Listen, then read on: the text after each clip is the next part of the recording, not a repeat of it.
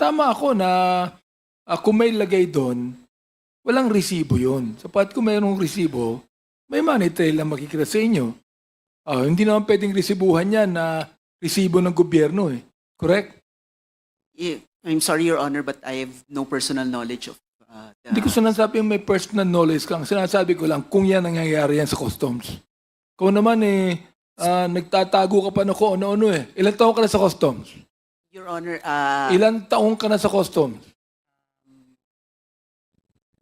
about 5 years, Your Honor. Wala kang alam? Your Honor, about... Yung una kong your honor. Bira, 5 years ka na dyan, may alam ka.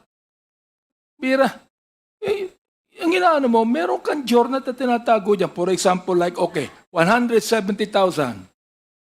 Niresibuhan ang 100,000. Yung 70, walang resibo. Lagay yun. Di ba? Therefore, yung walang resibo ng 70,000, nire-record mo yan sa personal journal mo. Businessman ka eh. Sige po, Your Honor, kumahanap ko po.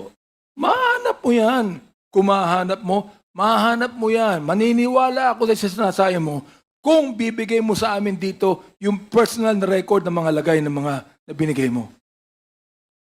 Si Chair.